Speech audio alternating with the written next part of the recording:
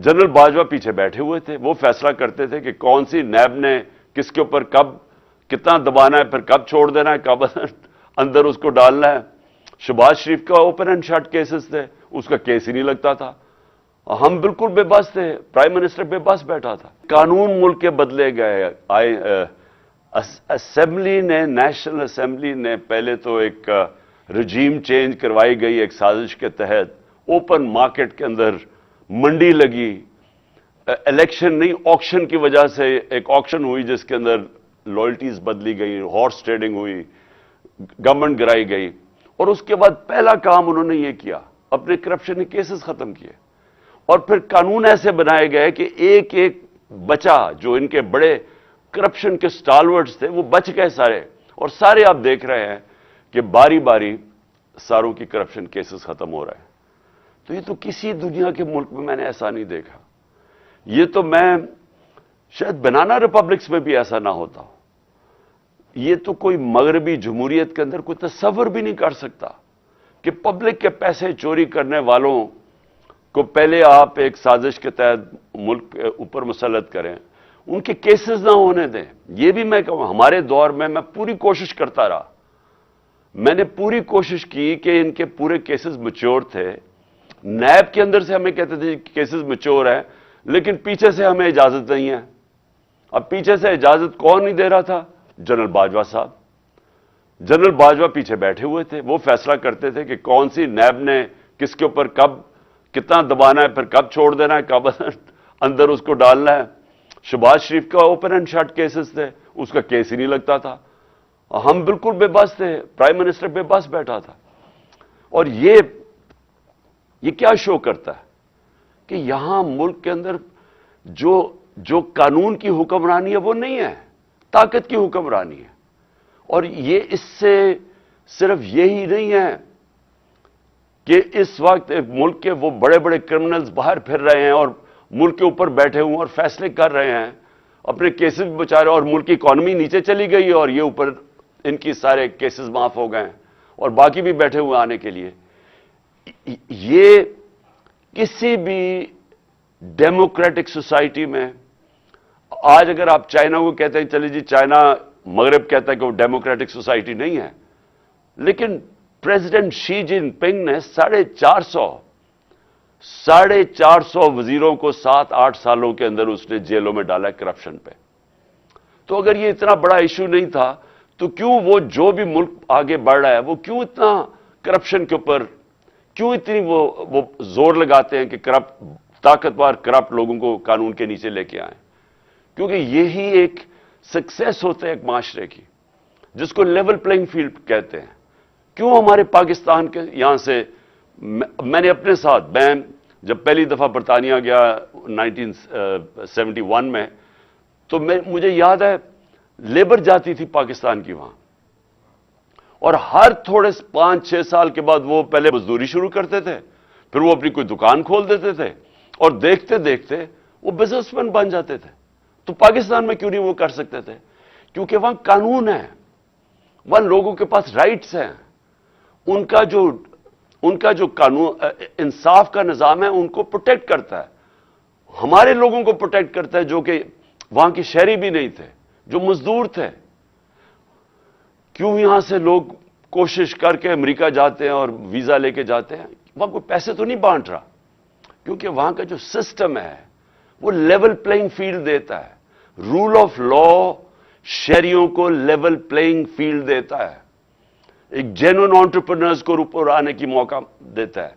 वहां खुशहाली इसलिए होती है, जो भी मुल्क खुशहाल होता है उसके अंदर मौका मिलता है लोगों को पैसा बनाने के लिए, मेहनत कश को रिवॉर्ड मिलता है, उसको पैसा, उसकी मेहनत का उसको फल मिलता है।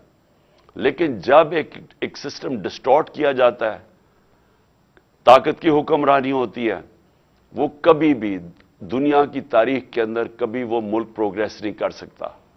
हमारे जो नबी सल्लल्लाहु अलैहि वसल्लम ने मदीना की रियासत में गुर्बत की इंतहा थी शुरू में, लेकिन सबसे पहले रूल ऑफ लॉ कायम किया कि मेरी बेटी भी चोरी करेगी तो सजा मिलेगी। और तुम्हारे से पहले बड़ी कौमें तबाह हुई, जो ताकतवर के लिए एक कानून था और कमजोर के लिए दूसरा था। تو مجھے آج اپنی لیگل کمیونٹی سے اپیل کرنی ہے. میں آپ سے یہ اپیل کرتا ہوں اپنے ملک کی خاطر کہ دیکھیں آپ کو اپنی ذمہ داری پوری طرح نبھانی پڑے گی. یہ جو پاکستان میں ہو رہا ہے، یہ جنگل کا قانون، یہ وہ بن گیا ہے پاکستان میں جنگل کا قانون، اور آپ کے سامنے ہو رہا ہے کہ سارے چور اوپر آ کے بیٹھ گئے ہیں. اور جو لوگ کیمپین کر رہے تھے، یعنی میری طرح کے آدمی جس نے اپنی زندگی کے 26 سال صرف انصاف کی تحریک میں لگائے، کہ کہتا 26 سال سے کہہ رہا تھا کہ عدلیہ کو آزاد ہونا چاہیے، جیل میں گیا اس کے لیے. 26 سال سے میں کہتا گیا کہ یہاں رول آف لا ہونا چاہیے. یہ جو لوگ چوری کر کے اپنے آپ کو قانون کے اوپر بٹھا دیتے ہیں، یا وہ کہ جو کوئی ادارہ اپنے آپ کو قانون کے اوپر سمجھتا ہے، یہ کبھی بھی ملک ترقی نہیں کر سکتا. اور یہ میں نے پوری میری یہ 26 سال کی یہ میری جدوجہد تھی. اور 3.5 سال جب میں گورنمنٹ میں بیٹھا تھا تب بھی میں اس کے اوپر پورا جدوجہد کرتا گیا. جب میں کہتا گیا کہ میں این آر او نہیں دوں گا. این آر او کا مطلب کیا ہے؟ این آر او دینے کا مطلب یہ ہے کہ آپ وہ لوگ جنہوں نے پبلک کا پیسہ چوری کیا ہے، آپ اپنی کرسی بچانے کے لیے، کیونکہ وہ آپ کو بلیک میل کر رہے ہیں، آپ ان کو معافی دے دیں، جو جنرل مشرف نے کیا تھا اور اس بار جنرل باجوہ نے کیا. تو یہ اس سے زیادہ ملک سے میں کہتا تھا میں غداری کروں گا اپنی قوم سے کہ اگر میں ان لوگوں کو این آر او دوں گا جن کو آج این آر او مل گیا. اور آپ کی سب کے سامنے کبھی بھی ایسا نہیں ہوا کہ ایک مارچ کے اندر پاکستان کی اکنامک سروے کی فگرز پڑھ لیں کہ ہر طرح اکنامک گروتھ پاکستان کی 6%، ریکارڈ ہماری ایکسپورٹس تھی، ریکارڈ ٹیکس کلیکشن تھی، ریکارڈ ریمیٹنسز تھی، 4 فصلیں ریکارڈ تھی، کسان خوشحال تھا، سروس سیکٹر آگے جا رہا تھا.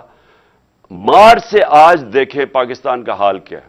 اور یہ جو 7.5 لاکھ لوگ ملک چھوڑ کے جا رہے ہیں، ہمارا نوجوان ڈائنامک ہمارا سیکٹر، یہ سوچیں کہ کتنی مایوسی آج پاکستان میں ہے کہ جو اس ملک کے ساتھ ہوا 7 مہینے کے اندر.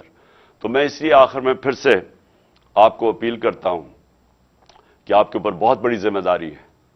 یہ جو آنے والے دن ہیں، اس ملک کو آپ کی ضرورت ہے. آپ کو ہر طرح کا پریشر ڈالنا چاہیے کہ there are no holy cows. یہ جو اپنے آپ کو قانون کے اوپر لوگ بٹھا دیتے ہیں اور وہ سامنے ہمارے ملک کے اندر مذاق ہوتا ہے. یہ جو الیکشن کمیشن کر رہی ہے، اتنا بلیٹنٹلی ایک باعث کر رہی ہے سب کے سامنے. 8 دفعہ انہوں نے ہماری پارٹی کے خلاف فیصلے دیے ہیں، 8 دفعہ ہم عدالت گئے اور 8 دفعہ عدالت نے اوور ٹرن کیے فیصلے کیونکہ ہمارے خلاف دیے ہیں. تو یہ جو سارا ایک کلیک بنا ہوا ہے، مافیا بنا ہوا ہے، اس ملک کو صرف ان کا مقصد رول آف لا ختم کرنا ہے. اس لیے کہ جب تک رول آف لا ہے تو تب تک ان کے سامنے رکاوٹیں ہیں. رول آف لا ختم ہوا تو یہ اور ان کے بچے اس ملک کے اوپر حاوی ہو جائیں گے.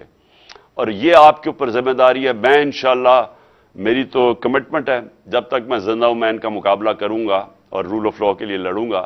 لیکن میں پھر سے یہ چاہتا ہوں کہ ہماری جو لیگل کمیونٹی ہے اس کی بہت بڑی ذمہ داری ہے. اور میں امید رکھتا ہوں کہ آپ اب اس ملک کو بچانے کے لیے، کیونکہ میں ایکچولی بلیو کرتا ہوں کہ اگر ہم نے رول آف لا کے لیے نہ لڑے تو ہمارے ملک کا کوئی فیوچر نہیں ہے.